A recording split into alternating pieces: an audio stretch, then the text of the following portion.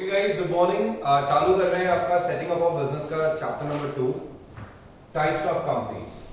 Types of companies में कौन कौन सी तरीके की कंपनीज हैं और किन किन तरीके से हम उसका रजिस्ट्रेशन करवा सकते हैं, उन सब के बारे में हम लोग यहाँ पे डिस्कस करने वाले हैं।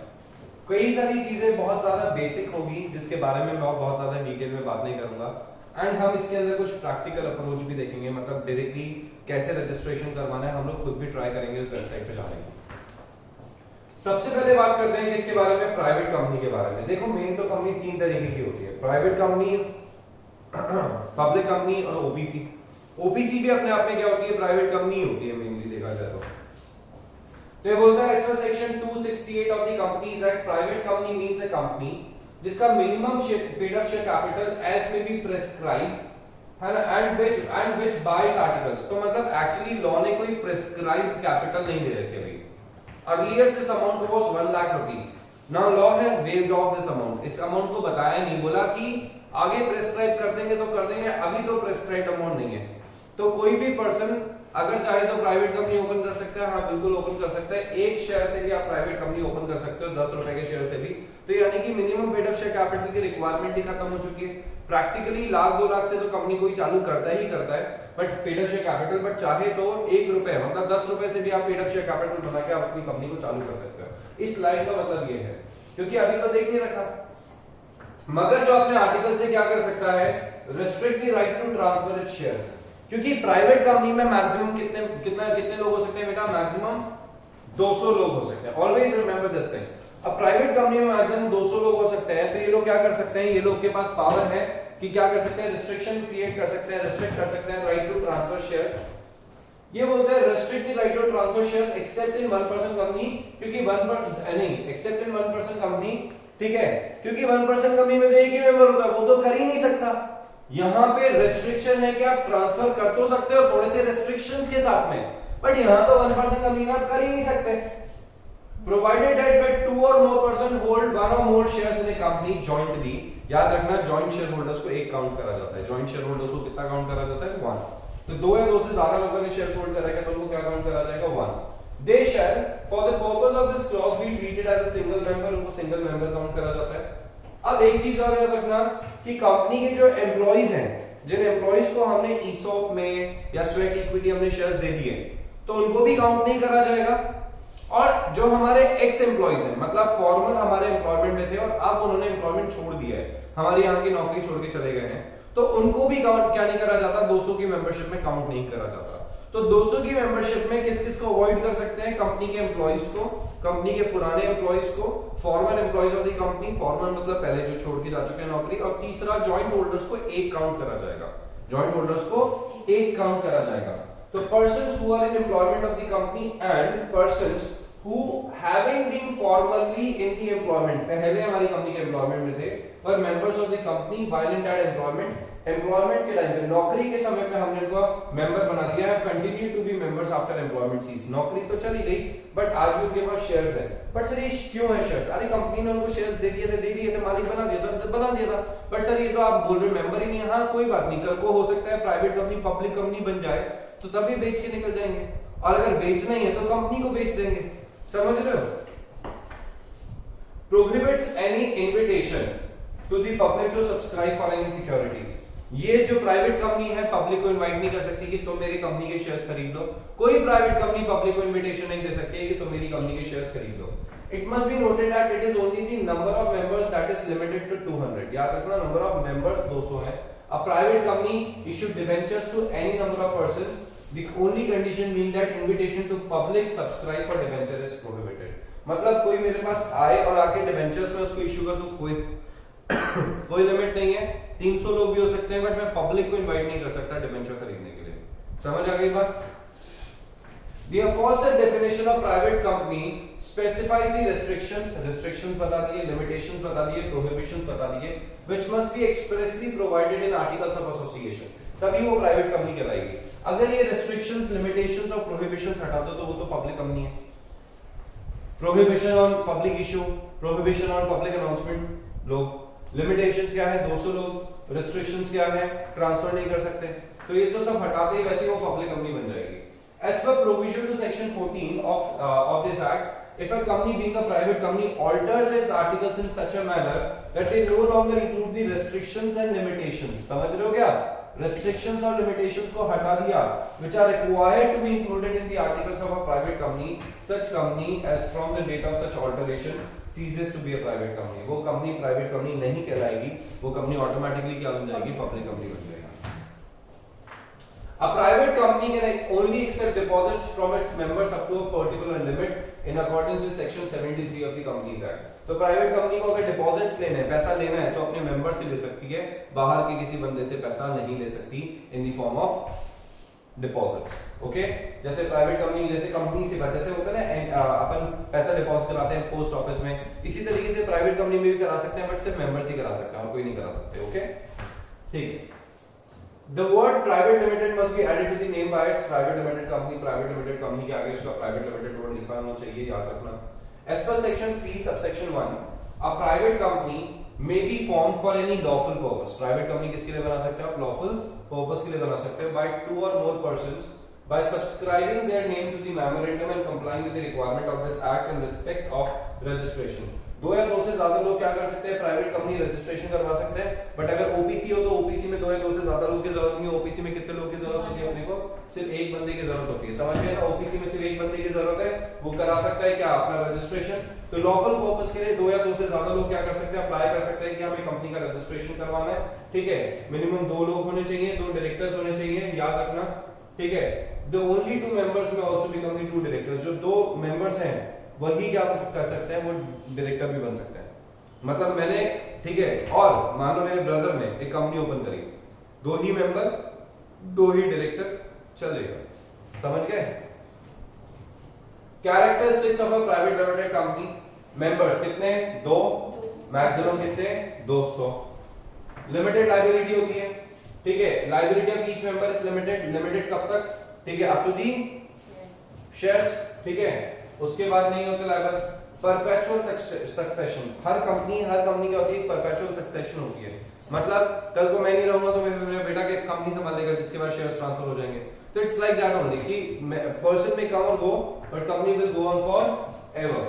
इंडेक्स ऑफ मेंबर एक्चुअली क्या होता है? जैसे आप लोग देखते हो ना, आपका इंडेक्स होता है सिलेबस का.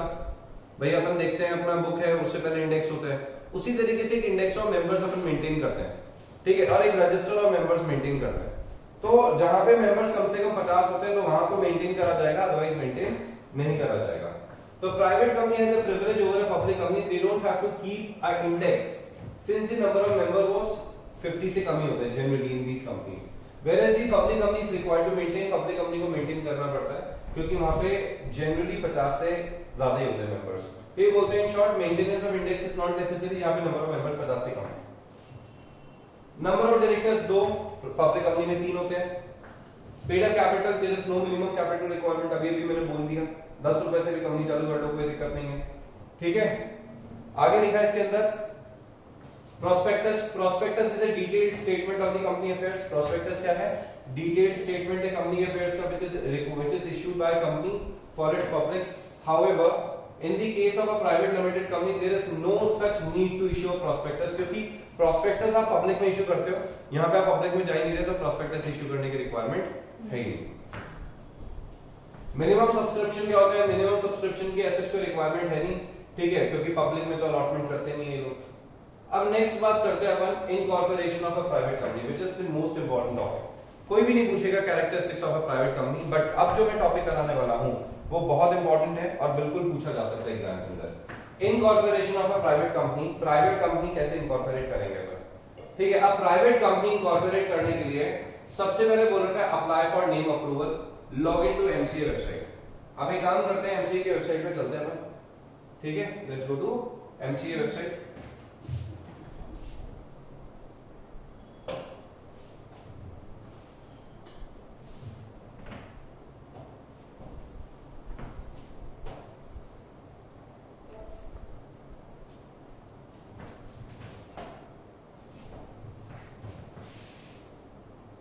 www.mca.gov.in.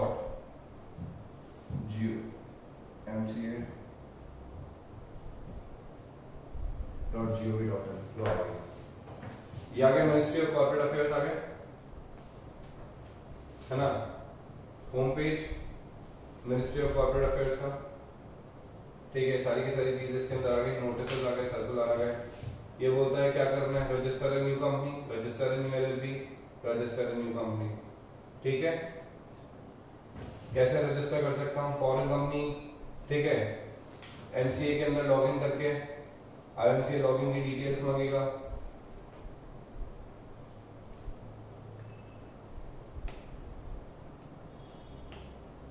अब देखो ये आ गया, ये आपको क्या करना पड़ता है, अपना user ID, user name create करना पड़ता है, पासवर्ड क्रिएट करना पड़ता है, ठीक है। या फिर आपको पता है आपको खुद का एक नया क्या करना पड़ेगा, you should not, why should you register with MCA, MCA के पास क्यों रजिस्टर कराना है, ये दे रखा है। मतलब यहाँ पे आप क्या कर सकते हो, अपना आपका रजिस्ट्रेशन करवा सकते हो। आप देख रहे हो किस तरीके से काम चल रहा है। चलो चलते हैं अपने उस पे।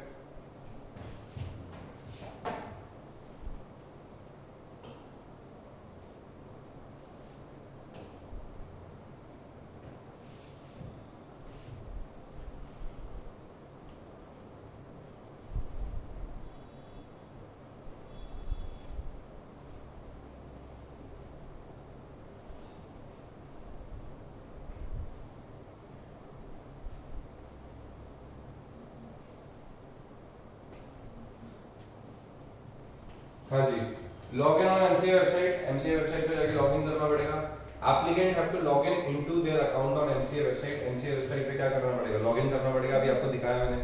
अब लॉगिन करने के लिए तो क्या जरूरत है, pre existing users can use earlier account और new users have to create new account. आपने देख लिया, अकाउंट बनाना यहाँ पे कंपलसरी हो गया, बिना अकाउंट बनाए तो देखो काम ही नहीं हो सकता, तो वहां पे जाके अकाउंट बनाना पड़ेगा अपने को। After login user have to click to the icon run on MCA services, वहां पे बटन आएगा रन, क्लिक करना है। An online form shall be open, online form open हो जाएगा। Applicants have to fill the information online, ठीक है, this form cannot be downloaded, okay। Since 2016 to 26 January 2018, ठीक है, इन्होंने ई form INC has been omitted, omit कर दिया, उसको हटा दिया। पहले फिजिकल फॉर्म होता था वो बंद कर दिया, अभी सिर्फ और सिर्फ ऑनलाइन फॉर्म ही भरा जा सकता है। Details required to be mention in online form, details जो भी रिक्वायर्ड है, ठीक है, वो आपको क्या करनी पड़ेगी, ऑनलाइन फॉर्म में भरनी पड़ेगी। डिटेल जो भी रिक्वायर्ड है आपको क्या करना पड़ेगा, ऑनलाइन फॉर्म में भर देना पड़ेगा। एंटिटी टाइप भरना पड़ेगा कि आप पार्ट 1 ओपीसी सेक्शन 8 कौन सी टाइप की कंपनी बनाना चाहते हो, ठीक है। आप समझ रहे हो, ये दे रखा है एमसीए का, ठीक है, यहाँ पे वेबसाइट का लिंक दे रखा है, ठीक है, आपको समझ आ जाएगा कि कहाँ के किसको कहाँ पे जाना है। आप इस लिंक पे जाके क्लिक कर सकते हो, देख सकते हो कि कहाँ तक अपन जा सकते हैं, ओके।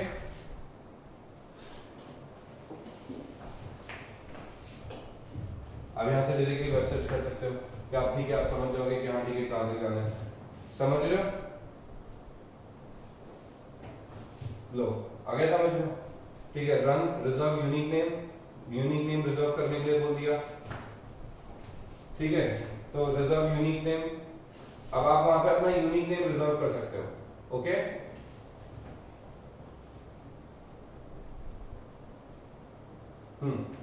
CIN, अगर आप एक एग्जिस्टिंग कंपनी हो तो आपको अपना CIN डालना पड़ेगा। CIN का मतलब होता है कॉर्पोरेट आइडेंटिटी नंबर। फिर बोलता है corporate identity number and it has to be entered only when an existing company wishes to change its name and is using run to reserve a new name. तो आप run लिख रहे हो नया name reserve करने के लिए, तो वहां पे आपको नाम तो रिजर्व करना ही पड़ेगा ना यार। आज मैंने सोचा कि मैं कंपनी का नाम ये रखना चाहता हूँ, तो मुझे वो नाम रिजर्व करने के लिए क्या करना पड़ेगा, डिटेल्स डालनी पड़ेगी। आप समझो आपको, ठीक है। आगे लिखा है यहाँ पे, नेक्स्ट आता है प्रपोज नेम। प्रपोज नेम आता है, propose name auto check facility से आप प्रपोज नेम देख सकते हो। आपने नाम लिखा, बोले नहीं इस तरीके का नाम तो है, तो बोले प्रपोज नेम बता दो, तो ऑटोमेटिक सिस्टम आपको प्रपोज नेम बता देगा और नाम बता देगा, जिससे आप अपना रजिस्ट्रेशन करवा सकते हो। नेक्स्ट आता है comment, mention object for the propose company and any other relevant information like trademark etcetera. आप क्या कर सकते हो, वहां पे लिख सकते हो कि कमेंट आ जाएंगे, कि नहीं ऑलरेडी ट्रेडमार्क जा चुका है, ये कंपनी का नाम जा चुका है। चूज फाइल, अगर अटैचमेंट देना है तो अटैचमेंट लगा दो कि ये मेरा ट्रेडमार्क है, ठीक है। नेक्स्ट आता है choose file, this option is available to upload the PDF documents वगैरह भरने के लिए। If applicants want to attach any file it can upload at this option. समझ गए, अटैच करना चाहते हो, अपलोड करना चाहते हो ना, अगर कोई ट्रेडमार्क है आपके पास, ट्रेडमार्क का सर्टिफिकेट है तो उसको अपलोड करना चाहते हो। Submission of form on MCA website, after completion of the above steps user shall submit the form with MCA website. Submit पे क्लिक कर देगा, सबमिट हो जाएगा। फिर आएगा वो नेक्स्ट पेमेंट ऑफ फीस के लिए। There is no option to pay later challan in run, later challan मतलब बाद में भर देंगे, ऐसा कुछ नहीं होगा। Applicant has to pay fee immediately after submission of form, after payment challan shall be generated. Payment पहले होगा फिर चालान जनरेट होगा। Validity of reserve name, reserve name कितने टाइम के लिए वैलिड रहेगा? 20 दिन के लिए। तो सबसे पहले तो नाम डिसाइड करेंगे, फिर बाद में कंपनी का बाकी का रजिस्ट्रेशन का प्रोसेस चलता रहेगा, समझ गए क्या?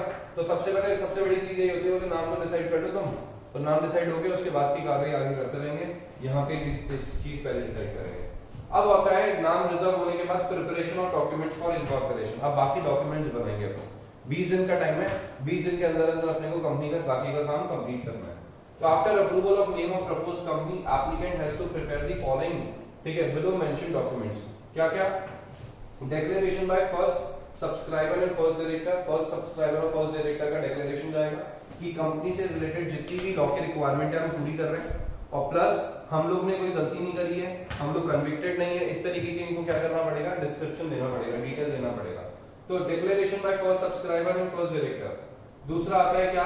मेमोरेंडम ऑफ एसोसिएशन बनाना है, आर्टिकल्स ऑफ एसोसिएशन बनाना है। डिक्लेरेशन जाएगा किसका? Advocate, CA, cost accountant, CS in practice in form INC 8 के अंदर हम लोग की तरफ से भी डिक्लेरेशन जाता है क्या कि जो कंपनी है इसकी रजिस्ट्रेशन की जो रिक्वायरमेंट है पूरी हो चुकी है, कंपनी रजिस्ट्रेशन के अंदर कोई गड़बड़ नहीं कर रही है। NOC from the owner of the property, मतलब अगर आप किराए पे लेते हो प्रॉपर्टी तो एनओसी जाएगा, और अगर आपकी खुद की प्रॉपर्टी है, मतलब खुद की नहीं खरीदी हुई, दादा की प्रॉपर्टी, पापा की प्रॉपर्टी, तो उनका भी एनओसी लगेगा। Okay. Proof of office address, no objection certificate, ठीक है। Proof of the office address, ठीक है। Conveyance, lease deed, rent agreement along with the rent receipts आपको देना पड़ेगा। Copy of the utility bills, utility bills मतलब आपके बिजली के बिल, इसकी कॉपी देनी पड़ेगी। In principle approval of the concern regulator, अगर आपको एक कंसर्न रेगुलेटर के अंदर, जैसे बैंक का रेगुलेटर होता है आरबीआई, समझ लो, स्टॉक एक्सचेंज का रेगुलेटर है सेबी, तो अगर आपको कोई स्पेसिफाइड रेगुलेटर है तो उसकी अप्रूवल चाहिए मुझे। In principle approval from the concerned regulator, if any, it is mandatory to attach proof of identity and residential address of the subscribers. ये क्या बोलता है? आपको proof of identity भी बतानी है और residential address भी बताना है subscribers का। Subscribers through the memorandum होता है, आप memorandum यहाँ पे ड्राफ्ट करते हो, memorandum के कौन होता है? Subscribers होते हैं। Subscribers to the memorandum का मतलब क्या होता है? जो कंपनी में मेंबर बनना चाहते हैं, तो उनका proof of identity भी जाएगा। All the prescribed details of first directors and subscribers, details of directors भी जाएगा, डायरेक्टर का नाम, डायरेक्टर का पूरा नाम, सरनेम, ठीक है। इसके अलावा डायरेक्टर का एड्रेस क्या है, ठीक है। इसके अलावा डायरेक्टर्स का डीआईएन, उसी तरीके से सिमिलरली किसकी इंफॉर्मेशन चाहिए? सब्सक्राइबर्स की। सब्सक्राइबर्स का नाम, पूरा नाम, मिडिल नेम क्या है, लास्ट नेम क्या है, फैमिली नेम क्या है, ठीक है। इसके अलावा उसकी उम्र क्या है, ठीक है, कहाँ का रहने वाला है, रेसिडेंट है क्या है, समझ रहे हो, उसके फादर का नाम क्या है, सारी डिटेल्स आएगी इसके अंदर। All the subscribers should have a digital signature. Digital signature होने चाहिए सबके पास। डिजिटल सिग्नेचर यहीं से मिल जाएंगे, कोई दिक्कत नहीं है आपको। डिजिटल सिग्नेचर सर्टिफिकेट होने चाहिए सबके पास में। क्या होना चाहिए? डीएससी होना चाहिए, ठीक है, सबके पास में। Fill the information form. Once all the above mentioned documents information are available, applicant has to file the e-form, that is INC 32. तो जैसे ही क्या हो जाएगा, सारे के सारे फॉर्म फिल हो जाएंगे तो आपको INC 32 फाइल करना पड़ेगा। फीचर्स ऑफ स्पाइस, इसे इसका INC 32 का मतलब होता है स्पाइस, ठीक है, SPICE, स्पाइस बोलते हैं इसे। तो स्पाइस एक नया इन्होंने क्या करा है, एक नया पोर्टल डेवलप किया है और फास्ट सर्विसेज के लिए। तो INC 32 फॉर्म होता है। फीचर्स ऑफ स्पाइस, स्पाइस में क्या होता है सुनना, मैक्सिमम डिटेल ऑफ सब्सक्राइबर्स, ठीक है, R7 in case no subscribers physically signed MOA AOA shall be attaching the form. तो मैक्सिमम 7 लोग के सिग्नेचर चाहिए, उससे ज्यादा है तो पेजेस अटैच कर देना, कोई दिक्कत नहीं है। मैक्सिमम डिटेल ऑफ डायरेक्टर्स कितने? 20 डायरेक्टर्स की डिटेल्स दे सकते हो आप। Maximum 3 directors are allowed for filling application for allotment of DIN. DIN के लिए मैक्सिमम 3 लोग अप्लाई कर सकते हैं। Person can apply the name also in this form, बंदा नाम के लिए भी अप्लाई कर सकता है डायरेक्टली इसी के अंदर। By affixation of DSC, digital signature certificate of the subscribers on the INC 33, date of signing shall appear automatically by the form. तो जिस दिन आप क्या करोगे, जिस दिन आप मतलब आपके जो डिजिटल सिग्नेचर होता है ना वो पेन ड्राइव में आ जाता है, तो आपने पेन ड्राइव अटैच किया, जैसे ही पेन ड्राइव अटैच करोगे आप वहां से कॉपी कर सकते हो अपने सिग्नेचर, तो उससे डॉक्यूमेंट पे आ जाता है अटैच फाइल, तो आपने अटैचमेंट लगा दिया ना तो आपके सिग्नेचर हो गए। डिजिटल सिग्नेचर सर्टिफिकेट क्या होता है? एक तरीके का सॉफ्टवेयर होता है जो आपको क्या करता है, आपको एक की दे देता है। की मतलब आपका एक सिग्नेचर आपको प्रोड्यूस करके दे देता है जो आप किसी भी डॉक्यूमेंट पे अटैच कर सकते हो। आपने क्या करा, डॉक्यूमेंट पे अटैच कर लिया, वो आपको डिजिटल सिग्नेचर अपने पास ही रखना है। जैसे आपका साइन आप ही को याद रहता है और कोई नहीं कर सकता, तो वैसे ही आपका डिजिटल सिग्नेचर भी आपके पास रहना चाहिए। डिजिटल सिग्नेचर से पैसे वैसे का ट्रांसफर नहीं होता, डिजिटल सिग्नेचर से ऑनलाइन डॉक्यूमेंटेशन की वैलिडेशन होती है कि आपके ऑनलाइन डॉक्यूमेंट्स वैलिड है कि नहीं है। समझ गए? तो उससे आपको साइन करना पड़ेगा। जिस दिन आप साइन कर दोगे डेट लिखी रहेगी कि किस दिन फॉर्म साइन हुआ है। Applying for PAN, TAN will be compulsory for all fresh incorporations. Company का एक नया पैन होना चाहिए। टैन में टैक्स, ठीक है, पेपर आइडेंटिफिकेशन नंबर होगा इसका, ठीक है, स्पाइस फॉर्म के लिए। In case of companies incorporated with effect from 26 जनवरी 2018 के बाद with a nominal capital of less than or equals to rupees 10 lakhs in respect of companies not having a share capital whose number of members as stated in the articles does not exceed 20, ठीक है, fee on INC 32 shall not be applicable। ये क्या होता है, जो company 26 तारीख के बाद इनकॉर्पोरेशन कराएगी, जिनकी नॉमिनल कैपिटल कितनी है 10 लाख रुपए उससे ज्यादा, जिसमें नंबर ऑफ मेंबर्स कितने हैं 20, उनको पैसे देने की जरूरत नहीं है। समझ गए? उनकी फीस नहीं लगेगी। In case pursuing of any of the objects of a company require registration or approval from sectoral regulator। sectoral regulator पता है ना अभी, बैंक का regulator कौन है? RBI। इंश्योरेंस का regulator कौन है? IRDA। टेलीकम्युनिकेशन में regulator कौन है? TRAI। सेबी पता है? Securities and exchange board of India. IRDA insurance regulatory and development authority, ठीक है, telecom regulatory authority of India TRAI। समझिए, RBI reserve bank of India, okay, उनकी अप्रूवल चाहिए। लाइक आरबीआई, सेबी, रजिस्ट्रेशन और अप्रूवल एज अ केस में भी from such regulator shall be obtained by the proposed company. Company को उनसे approval लेनी है, ठीक है, उसके बाद आप डिक्लेरेशन फाइल करोगे, ठीक है, तब जाके कंपनी का इनकॉर्पोरेशन होगा, नहीं तो नहीं होगा। समझ गए क्या? सिंगल विंडो फॉर्म, पहले क्या होता था, पहले ना आपको बड़ा ऐसे परेशान होना पड़ता था, फिजिकल फॉर्म भरना पड़ता था, फिर जाके रजिस्ट्रेशन कराना पड़ता था, आरओसी के ऑफिस में जाना पड़ता था, वहां पे इस जगह उस जगह जाओ, इस जगह जाओ, उस जगह जाओ। अभी ना सब बंद हो चुका है। अभी सिस्टम क्या हो चुका है, सिंगल विंडो फॉर्म आ चुका है। Earlier if a person wanted to incorporate a company then he has to apply for them अलग से, अप्रूवल ऑफ द नेम अलग से, ठीक है, separate form for first director अलग से, रजिस्टर्ड ऑफिस का अलग से, पैन टैन सब भरना पड़ेगा। But this form is a single window for incorporation of company. एक ही फॉर्म में सारी डिटेल्स भर दो, ठीक है, इतना ज्यादा आपको कुछ करना ही नहीं है। This form can be used for the following purpose। क्या क्या कर सकते हो? 3 तरीके के लिए दिन, नेम की अवेलेबिलिटी एक ही फॉर्म से चेक हो जाएगी। सेपरेट फॉर्म फर्स्ट डायरेक्टर का नहीं फाइल करना। No need to file form of address, company की डिटेल नहीं देनी क्योंकि ऊपर जा चुकी है। No need to file separate form of PAN and TAN क्योंकि इसी में भर सकता। तो एक बार आपने डिटेल्स दे दी, ठीक है, तो आपका सारा का सारा अप्रूवल एक ही जगह से आ जाएगा। आपको इसके लिए अलग अलग फॉर्म्स वगैरह भरने की रिक्वायरमेंट नहीं होगी। समझ आ गई क्या बात? आपको कुछ भी करने की जरूरत नहीं होगी, सब कुछ एक ही फॉर्म से कंप्लीट हो सकता है। अब नेक्स्ट आता है प्रिपरेशन ऑफ एमओए एओए। अब एमओए एओए तो अभी तक भरा नहीं है अपन ने, अब देंगे, अपन तो बनाएंगे एमओए एओए। तो MOA AOA after proper filing of SPICe form, SPICe भर दिया, applicant has to download e form INC 33 MOA के लिए, INC 34, ठीक है, एओए के लिए फ्रॉम MCA साइट। उसका फॉर्मेट आ जाएगा, ठीक है, किसका? एमओए और एओए का। After downloading of the form, fill the form, जो भी है आप उसमें भर देना, जो जो डिटेल्स मांग रहे हैं ना, नाम पूछेगा, ऑब्जेक्ट पूछेगा, फलाना पूछेगा, फलाना पूछेगा, तो जो जो इंफॉर्मेशन आपसे डिमांड कर रहे हैं वो सारी की सारी इंफॉर्मेशन आप क्या करते हैं इसमें फिल कर देना, okay. After completely filing the form, उस पे क्या लगाएंगे? DSC। DSC मतलब डिजिटल सिग्नेचर सर्टिफिकेट। समझ गए क्या? ऑफ द सब्सक्राइबर, जो कंपनी के सब्सक्राइबर है, एंड प्रोफेशनल। प्रोफेशनल मतलब जैसे मैं चार्टर्ड अकाउंटेंट हूं, तो मैं अपना डिजिटल सिग्नेचर सर्टिफिकेट लगा दूंगा कि मैंने तो ऑथराइज कराई है। कंपनी जो इनकॉर्पोरेशन का काम है वो प्रोफेशनल से ही होता है, आप लोग नहीं कर सकते। खुद बैठ के कंपनी इनकॉर्पोरेट करना चाहो नहीं हो पाएगा आप लोगों से, ठीक है। तो इसके लिए चार्टर्ड अकाउंटेंट्स, कंपनी सेक्रेटरीज काम करते हैं। Fill details of PAN and TAN, PAN and TAN की डिटेल्स भर देंगे अपन। It is mandatory to mention the details of PAN and TAN in incorporation INC 32 में भर देना। Link to find out the area, code to file PAN and TAN, ठीक है, are given to help kit of SPICe form. नीचे ना side में लिखा होता है, वहां पे अगर आपको हेल्प की जरूरत है ना, तो वहां पे क्लिक करके आप क्वेश्चंस रेज कर सकते हो, वो लोग आपको जवाब दे देंगे। समझ गए क्या? Submission of INC 32, 33, 34 on MCA। ये जो सारे फॉर्म जो आपने भरे, ठीक है, MOA AOA वाले, ठीक है, ये सारी की सारी डिटेल्स आपको क्या करना है? तो 32 ये रहा, 33 ये रहा, 34 ये रहा। समझ गए क्या? तो क्या क्या आ गया? पैन टैन की डिटेल्स, ठीक है, MOA की डिटेल्स, AOA की डिटेल्स भर देना और भर के सबमिट कर देना। समझ गए? तो क्या लिखा है इसमें? Submission of INC 32, 33, 34 on MCA. Once all the three forms ready with the applicant, तीनों forms ready हैं.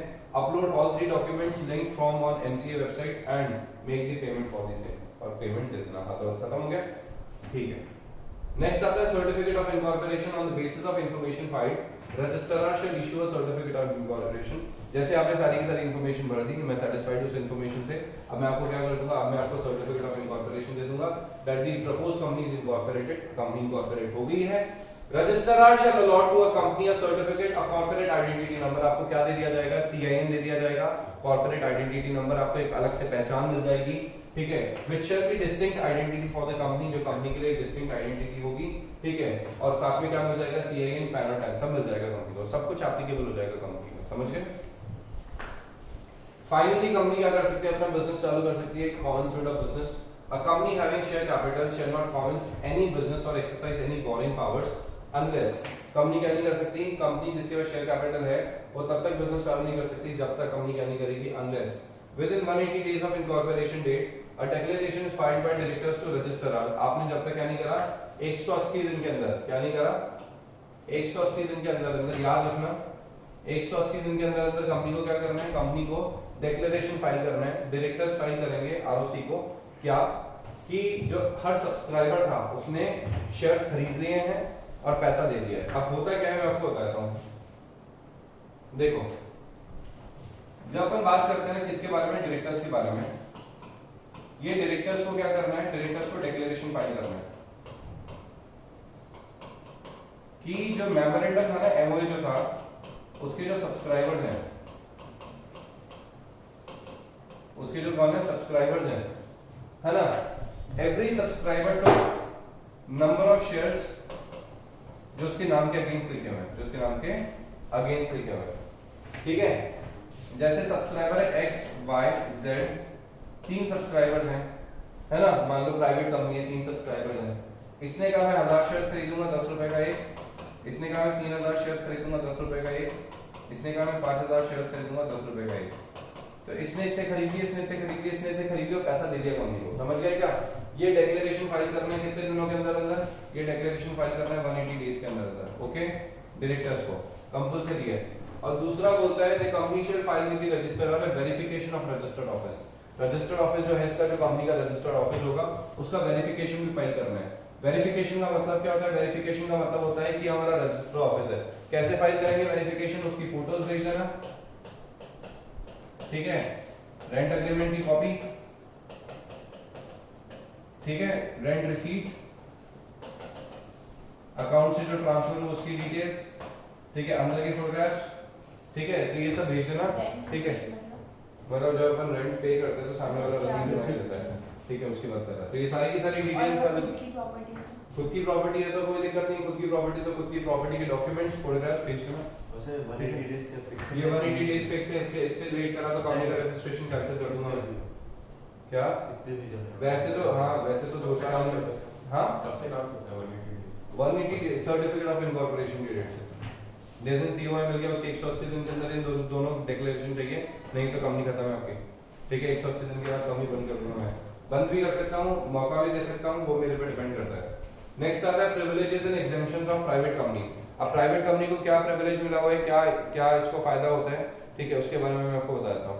तो प्राइवेट कंपनी के बारे में जब हम बात करते हैं ना, the companies act 2013 confers certain privileges on a private companies which are not subsidiaries of a public company. देखो प्राइवेट कंपनी मतलब प्योर प्राइवेट कंपनी. ऐसा नहीं कि आप तो किसी पब्लिक कंपनी की सब्सिडियरी को लेके आ गए. किसको आ गए? पब्लिक कंपनी की सब्सिडियरी को लेके आ गए. अब पब्लिक कंपनी की सब्सिडियरी का मतलब क्या होता है वो सुनना. एक पब्लिक कंपनी होती है. क्या होती है? Public company. पब्लिक कंपनी की एक होती है सब्सिडियरी कंपनी जिसको पब्लिक कंपनी कंट्रोल कर सकती है. तो अगर प्राइवेट कंपनी है जिसको पब्लिक कंपनी कंट्रोल करे, लाइक रिलायंस है, तो Reliance industries limited is a public company and it is controlling some Reliance private limited. कोई प्राइवेट लिमिटेड कंपनी है तो अगर वो उसको कंट्रोल करे तो Reliance private limited will be deemed as public company. हम उसे क्या अज्यूम कर लेंगे कि नहीं, वो तो प्राइवेट कंपनी थी नहीं, वो तो क्या बन गई? पब्लिक कंपनी थी. तो प्राइवेट कंपनी जो कि पब्लिक कंपनी की सब्सिडियरी है, पब्लिक कंपनी के कंट्रोल में रहती है, वो पब्लिक कंपनी ही कहलाती है. क्या कहलाती है? Public company. प्राइवेट नहीं कहलाती. ठीक है. Such companies are also exempted from complying with a few provisions of this act. उसको फॉलो नहीं करने. The basic rationale behind is that since private limited companies are restrained from inviting capital, public से पैसा तो ले नहीं सकती, deposits नहीं ले सकती, not much public interest is involved, ज़्यादा public interest नहीं है, तो इनके ऊपर इतने strict regulations क्यों लगाए? जहाँ पे ज़्यादा public interested है वहाँ पे strict regulations लगाना समझ में भी आता है, पर यहाँ तो public interested ही नहीं है, तो क्यों लगाने strict provisions? समझ रहे हो? जहाँ पे strict regulations कब लगने चाहिए? जब public interested हो, जब public interested ही नहीं है तो क्यों लगाने strict provisions? बताओ, समझ आई बात क्या बोला मैंने? ठीक है, is involved in their affairs so compared to public limited companies. Private limited companies lose the privilege and exemption the moment they cease to be a private company. जिनको exemption दे रखे हैं, ये फाइल मत करो, वो डॉक्यूमेंट मत दो, इतना कैपिटल रख लो, इतने डायरेक्टर्स ही रख लो, काफी हैं, इतने मेंबर्स भी चलेंगे, ठीक है, तो वो सारी की सारी हमने जो प्रिविलेजेस दे रखे हैं उसे प्राइवेट कंपनी को दे रखे हैं, पब्लिक कंपनी को नहीं दे रखे हैं। समझ रहे हो? तो यही चीज के बारे में बोलना चाहते हैं कि पब्लिक कंपनी को हम एडवांटेजेस नहीं देते और जिस मोमेंट आपने प्राइवेट कंपनी वाली बात छोड़ी, आप क्या बन जाओगे? You will become a public company. समझ गए क्या? Private company enjoy various privileges and exemptions, बहुत सारे प्रिविलेजेस एग्जेम्पशंस मिलते हैं। The central government has been empowered under section 462 to issue a public interest by in public interest by notification directing that any of the provisions of the Companies Act shall not apply to such classes of companies. Private companies के ऊपर बहुत सारे exemptions हैं। Central government चाहे तो जिस moment चाहे central government उस मोमेंट डिक्लेरेशन दे सकती है कि प्राइवेट कंपनी के ऊपर ये अप्लाई नहीं करना। समझ गए क्या? वो जब चाहे तब डिक्लेरेशन दे सकती है कि प्राइवेट कंपनी के ऊपर ये अप्लाई करो या नहीं करो। ये आगे का नहीं पढ़ना अपने को, ओके? ये चीज अपने को नहीं पढ़नी है, ठीक है? ये चीज अपने को कट करनी है।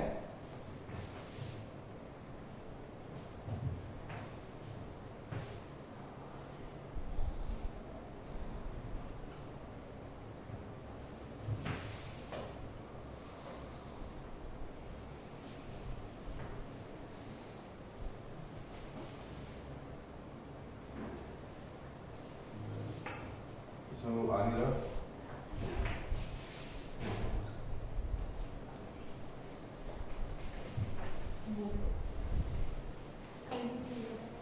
हाँ जी,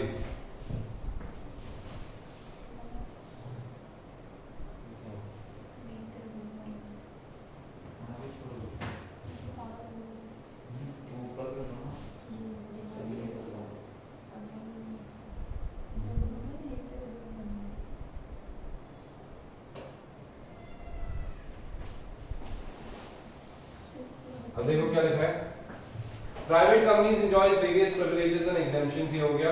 एग्जेम्पशंस क्या क्या मिली हुई है देखो प्राइवेट कंपनी को, ठीक है?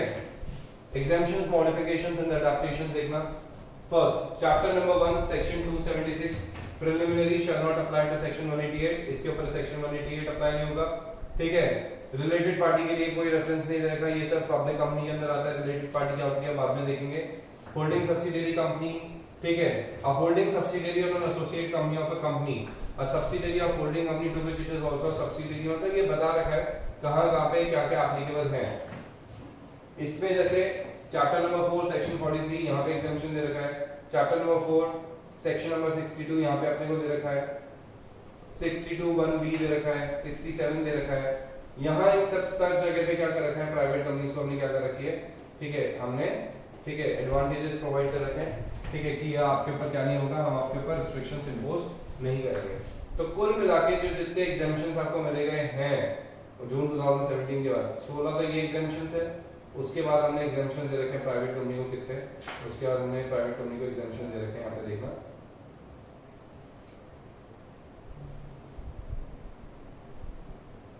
7 और टोटल मिला के इतने एग्जेम्पशंस हमने दे रखे हैं प्राइवेट कंपनी को, ठीक है? इन एग्जेम्पशंस को मैं और ज्यादा इजी करवा के, ठीक है, आपके पास लिखवा दूंगा, क्योंकि इतने सारे एग्जेम्पशंस अपने को याद नहीं करने। इनको कट शॉर्ट करके, ठीक है, अपन क्या करेंगे, कट शॉर्ट करके स्टडी करेंगे। तो अपने को क्या करना है, इसको वेल डिफाइन करके 25 एग्जेम्पशंस की जगह पे 10-12 एग्जेम्पशंस आपको याद करने हैं, क्योंकि specific exemptions will not be asked in exam. Exam में क्या आपको क्वेश्चन आएगा, क्या क्या एग्जेम्पशंस हैं, और जो स्पेसिफिक क्वेश्चंस आ सकते हैं वो मैं अलग से इसमें नोट डाउन करवा दूंगा, ठीक है? ओके।